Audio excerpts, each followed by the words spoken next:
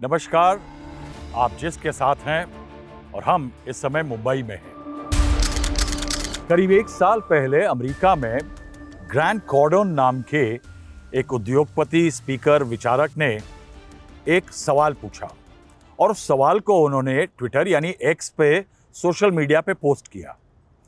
उनका सवाल ये था कि अमेरिका के नेता अपनी आय से, जितनी उनकी आय है उसके बावजूद मिलियनेयर यानी करोड़पति कैसे हो जाते हैं।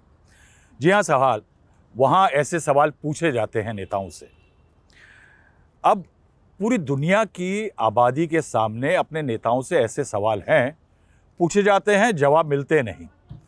हिंदुस्तान में देखिए कि पिछले 4-5 सालों से करीब 80 करोड़ जनता मुफ्त अन्न योजना के लिए एलिजिबल है, यानी ले रही है। यानी गरीब होंगे तभी इतना अन्न ले रहे हैं। इसके अलावा अगर मिडिल क्लास को देखा जाए तो वो टैक्स पे टैक्स पे टैक्स पे टैक्स देते हुए उसके पास इतना नहीं बचता कि वो हजारपति से लखपति हो जाए।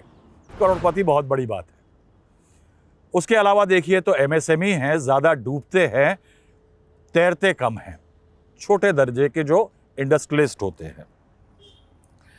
अब कैसे होता है कि नेता अपनी लिमिटेड आय पे करोड़पति होते हैं, या जहां होते हैं उससे उनकी इनकम्स जो हैं या उनकी संपत्ति दिन दूनी रात चौगनी प्रगति करती है। ये अलादीन का चिराग कहाँ रखा है, इसके जवाब के जैसा है। अब साहब, हम चिराग ना तो दिलवा सकते हैं, ना इस सवाल का जवाब दिलवा सकते हैं। हम ये बता सकते हैं कि महाराष्ट्र में, खासकर मुंबई जैसे शहर के, जिसकी राजधानी है, जहां इस तरफ देखिए मेरे पीछे तमाम हसीन बड़ी इमारतें हैं और दूसरी तरफ ये देखिए विजुअल, ये उनके बगल में समुद्र के किनारे शहर के कचरा जो कि समुद्र ने वापस फेंक दिया है, उसमें आजीविका यानी रोजी रोटी बीनते हुए लोग हैं। अब इस महाराष्ट्र में मैं आपको बताना चाहूँगा, एक लंबी लिस्ट मैंने बनाई है कि सबसे 5 अमीर कैंडिडेट्स कौन से हैं। तो सबसे अव्वल दर्जे पे आते हैं पराग शाह नाम के भारतीय जनता पार्टी के उम्मीदवार, जो कि घाटकोपर ईस्ट से चुनाव लड़ रहे हैं। उनकी नेटवर्थ है 3,382 करोड़। उसके बाद आते हैं मंगल प्रभात लोधा साहब, वो भी बीजेपी के कैंडिडेट हैं। मालाबार हिल जैसा मालदार इलाका उनका चुनाव क्षेत्र है। उनकी नेटवर्थ है 447 करोड़। प्रताप सारनायक हैं शिवसेना के ओबला माजीवाड़ा से उम्मीदवार हैं, नेटवर्थ है 333 करोड़। अबू आसिम आजमी हैं समाजवादी पार्टी के मानखुर्द शिवाजी नगर से उम्मीदवार हैं, नेटवर्थ है 272 करोड़। मिलिंद देवरा हैं, पहले कांग्रेस में थे, अब शिवसेना में हैं। मिलिंद देवरा की कुल संपत्ति है 146 करोड़।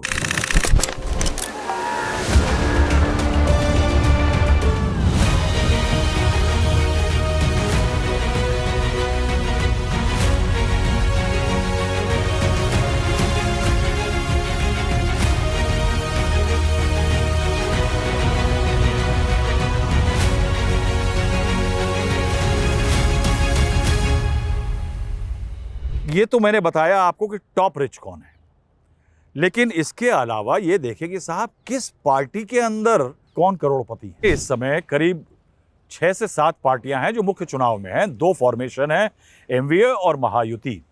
उसमें एक तरफ कांग्रेस, एनसीपी शरद पवार और शिवसेना उद्धव ठाकरे है। दूसरी तरफ है बीजेपी, शिवसेना एकनाथ शिंदे जी की, और एनसीपी जो कि इस समय है अजीत पवार जी की। इसके अलावा मनसा है। बीजेपी में सबसे अमीर आपको जैसे मैंने बनाया वो तो पराग शाह हैं, उनके बारे में बता चुका हूं। मंगल प्रभात लोधा हैं। राहुल नार्वेकर हैं कोलाबा से, ये जिस इलाके में हम खड़े हैं ये कोलाबा का इलाका है। उनकी नेटवर्थ 129 करोड़ है। कांग्रेस के जो उम्मीदवार हैं वो भी कम नहीं साहब, बहुत लंबे समय तक कांग्रेस सत्ता में रही है। इनफैक्ट ऐसा हुआ है कि बहुत से कांग्रेस के जो रईस हुआ करते थे, या तो वो राजनीति से बाहर हो गए हैं या दूसरी पार्टियों में चले गए हैं। तो कांग्रेस के सबसे अमीर नेता हैं अमीन पटेल 59 करोड़, असलम शेख 52 करोड़। एनसीपी के कैंडिडेट्स में अजीत पवार साहब बारामती से चुनाव लड़ रहे हैं 103 करोड़। नजीब मुल्ला हैं एनसीपी के ही मुमरा कालवा से, नेटवर्थ है 76.8 करोड़। एनसीपी शरद पवार के गुट से जितेंद्र आवाड़ हैं मुमरा कालवा से, नेटवर्थ 83 करोड़। योगेंद्र पवार हैं बारामती से 50 करोड़। शिव सैनिक जो है प्रताप सरनाइक का नेटवर्थ है 333 करोड़। मिलिंद देवरा की कुल संपत्ति है 146 करोड़। शिवसेना यूबीटी कैंडिडेट जो हैं उनमें सुभाष भोयर कल्याण रूरल से 95 करोड़। आदित्य ठाकरे जो उद्धव ठाकरे के पुत्र हैं और बाला साहब ठाकरे के ग्रैंडसन हैं, उनकी 23 करोड़ की आमदनी है। अब इसके अलावा अगर चलें हम तो अगला नजर डालते हैं कि जो मंत्रिमंडल में रहे हाल में उनका क्या हाल।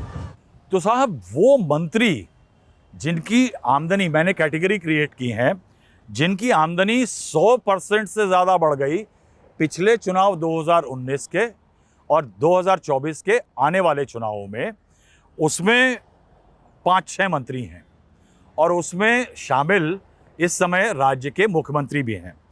तो जिनकी आमदनी सबसे ज़्यादा बढ़ी वो हैं अदिति तटकरे, 771% उनकी आमदनी बढ़ी। संजय राठौर की 219% आमदनी बढ़ी। एकनाथ शिंदे मुख्यमंत्री की आमदनी 187 करोड़ प्रतिशत बढ़ी।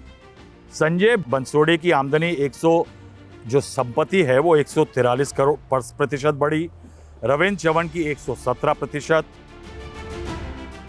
जो 75 से 100% है उसमें धनंजय मुंडे, ये रिश्तेदार हैं गोपीनाथ मुंडे जो एक बीजेपी के दिग्गज महाराष्ट्र नेता थे, उनकी 81% बढ़ी। दादा भूसे की 77%। जिनकी 50 से 75 बढ़ी अतुल सावे हैं 69%। दीपक केसरकर हैं 64%। देवेंद्र फडणवीस साहब जो उप मुख्यमंत्री हैं, एक समय मुख्यमंत्री थे, उनकी 56% संपत्ति बढ़ी है। चंद्रकांत पाटिल जो हैं उनकी 56% बढ़ी है। इसके अलावा 25 से 50% में आते हैं अजीत पवार जो कि उप मुख्यमंत्री हैं। अनिल पाटिल 43% बढ़ी है। अब्दुल सत्तार की 40% बढ़ी है। इस तरह से करीब 7-8 लोग हैं इस कैटेगरी के अंदर। इसके अलावा 5 से 25 में जो है उसमें भी करीब 7-8 लोगों की शुमारी होती है। तो कुल मिलाकर के ये आपने देखा कि ये लंबी एक लिस्ट है नेताओं की जो कि बहुत धनाढ्य हैं या वो ऐसे हैं जिनकी आमदनी 5 सालों में 25 से लेकर के 100% जो थी उनकी कुल नेटवर्थ वो बढ़ गई। अब ये सवाल अगर अमेरिका में पूछा जाता है कि उनकी आमदनी जो संपत्ति है नेटवर्थ वो मिलियनेयर कैसे हो गए, तो उसमें आर्गुमेंट ये दिया जाता है कि जो अमेरिका में स्पीकर साहब हैं उनकी कुल जो आमदनी है वो आय है वो $2 लाख के करीब है। जो आम लोग वहाँ पार्लियामेंट संसद में हैं उनकी करीब $1.7 लाख है। वहाँ सवाल ये उठता है कि 1.7 लाख पे लोग मिलियनेयर कैसे हो गए। अब अमूमन इस देश के अंदर राष्ट्रपति से लेकर के किसी की भी अगर तनख्वाहें ली जाएं तो 2.5-3 लाख से ऊपर किसी की तनख्वाह नहीं है महीने की, यानी 30-40 लाख के ऊपर की तनख्वाह नहीं मिलती है। उनको सहूलतें बहुत मिलती हैं, गाड़ी घोड़ा बंगला सब फ्री है, बिजली पानी टेलीफोन हवाई जहाज़ के टिकट रेलगाड़ी का सफ़र परिवार के लिए सब फ्री है। लेकिन इस फ्री के बावजूद अगर इनकी तनख्वाहों का हिसाब लगाएं तो 3 करोड़ की संपत्ति, 4 करोड़ की संपत्ति, 7 करोड़ की संपत्ति जो 2019 में थी वो 8 करोड़, 12 करोड़, 15 करोड़, 40 करोड़, 10%, 20%, 50%, 100%। ये 100% किसी की संपत्ति बढ़ जाने के पीछे कोई ना कोई बहुत बेहतरीन इन्वेस्टमेंट का फॉर्मूला होगा साहब। मैं इसीलिए कह रहा था कि नेताओं की संपत्ति बढ़ जाने का मतलब एक अलादीन का चिराग है कोई, जिसे वो घिसते हैं, पैसा लगाते हैं और वो छोटे से झाड़ से पेड़ हो जाता है। ये सवाल हम यहाँ छोड़ के जा रहे हैं कि क्या इस देश के नेता बताएंगे कि वो ऐसा क्या करते हैं कि उनकी संपत्तियां 5 साल के अंतराल में उनके सांसद या विधायक रहते उनकी आमदनियां डबल, ट्रिपल या चौगुनी हो जाती हैं। बहरहाल महाराष्ट्र के चुनाव बहुत इंटरेस्टिंग मोड़ पे हैं।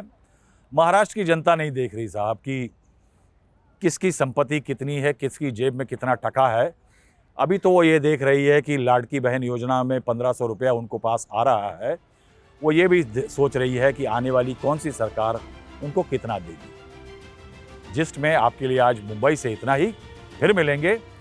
हमारे कार्यक्रम पसंद आए तो लाइक करिए, हौसला अफजाई करने के लिए सब्सक्राइब करिए। धन्यवाद।